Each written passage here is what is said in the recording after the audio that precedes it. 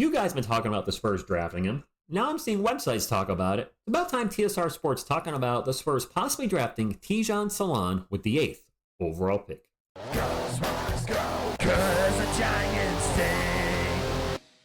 What is up, San Antonio Spurs fans? Welcome to TSR Sports. Hope you are having a wonderful Sunday. And I came across this article from Yardbarker this morning and thought, you know what?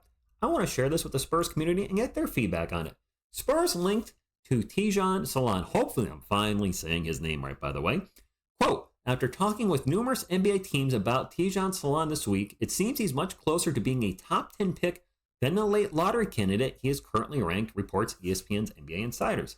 Several teams are flagging the San Antonio Spurs at number 8 as a real landing potential spot for Salaun. The French connections with Victor Wembanyama are obvious. The two share an agent and know each other dating back to 2017. Okay, that's very important, Spurs fans. This season, he averaged about 10 points per game, 4 rebounds, and 1 steal per game. Those numbers look better when considering that he averages 15 points, 6 rebounds, and almost 2 steals per 36 minutes. Furthermore, Salaun is coming off a career game in which he posted 19 points, 8 rebounds, and 3 assists against Paris. And I've not watched this yet, so this is going to be a live reaction to some of his play. Here on, let's play it. Okay, nice alley-oop dunk. Okay, so we know I can finish in the paint. That's a good thing. Gives us another lob threat.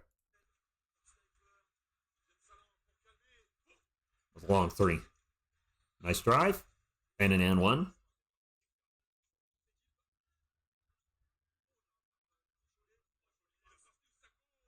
Okay.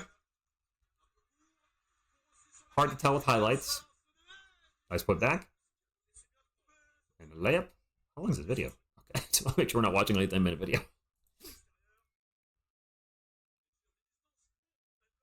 Kind of hard to see with this little screen.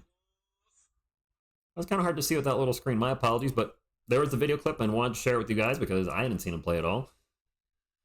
Again, hard to really gauge just from a few highlights. Anyway, between his age, size, hustle, and two-way upside, Salaun is an intriguing prospect. Nonetheless, the primary reason that the Spurs would... This website just moved. Darn pop-ups. The Spurs would draft his face... Wait, let me start this sentence over. Nonetheless, oh my God, stop moving around. The primary reason that Spurs would draft is face of the franchise, Victor Wembanyama. San Antonio is rumored to be asking for his input so they can build around him correctly. Wemby told ESPN's Andrew Lopez that Salaun's work ethic and will to get better are just up there. I can trust this guy to get better and to work out like crazy. Does he fit the Spurs' needs? Well, there's reason to believe Salaun won't be the Spurs pick. This season, he made only 41% of his field goals and 32% of his three-point attempts. Both are career lows, so San Antonio may be able to look past it. However, given the stretch forward role he'd likely play with the Spurs, it is cause for concerns. Those shooting percentages are actually pretty close to Champagne's, aren't they? Champagne may be a better three-point shooter. This season, San Antonio ranked 11th in average three-point attempts per game, but 28th in three-point field goal percentage. That's near dead last in the league. They clearly want to get out of a lot of shots from beyond the arc, but are insufficient in that area as well. That's one of the main reasons that their offensive rating ranked 26th in the NBA. Salaun might make that problem worse. Okay, so did a little research on him before doing this video. I am seeing more and more from websites that he is projecting to be a top 10 pick, which fits right around where we're picking with the 8th pick. He is 6'9 or 6'10, depending on which site you look at, with a 7-foot wingspan, so he's got length. And he'll be 19 years old when the season starts, so he's one of the youngest players in the draft. Some positives I've seen about him: he's a good athlete, he's mobile, he's quick, he's versatile, and one day could be a player that switches and defends 1 through 4. He's got a quick release, he's a very good rebounder, and of course, he's young and has that Victor Wembanyama connection. Any negatives? Well, he's raw, he lacks experience. The three-point shooting is a problem if he's going to start day 1. He is a loose ball handler, and nobody likes loose balls. And he's an inconsistent defender. This adds more question marks more than anything because I didn't think he was on the radar, and I'm not sure how accurate Yardbarker is, but you guys have certainly suggested in numerous contents draft such and such player here at 4 and then maybe him at 8.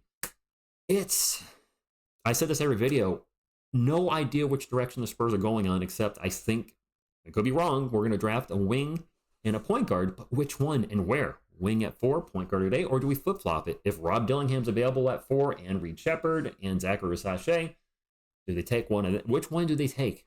Do we get two of those guys? I don't know what the heck's going to happen. I saw a poll recently on Pounding the Rock, and the two players that came up as for that Spurs community wants was Versace at 4 and Shepard at 8. We haven't really talked about that combination as a possibility for the Spurs.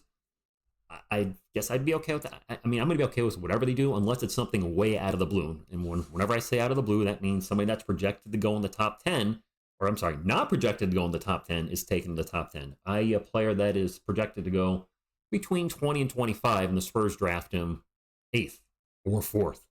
See Josh Primo for an example. A terrible example, but that was an example of us reaching on a player higher than they were projected. It didn't work out for various reasons.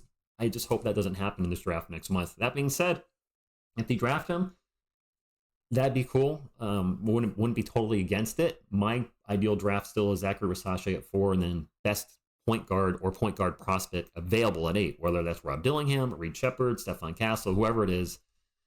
Even maybe Nikola Topic. I'm still concerned about the knee with him, but if he's available at 8 and then all health reports come back as good to go, passes physical, everybody's like, yep, just, one of those weird things where he had 2 knee injuries in a short amount of span. Miss TSR Sports, my girlfriend, she had 2 knee injuries last year, and now she seems to be fine. So players can, or people can recover from injuries, and hopefully that's the case with Topic. I'm now rambling on, but you guys know I love talking Spurs with you, and hopefully you're having a great weekend.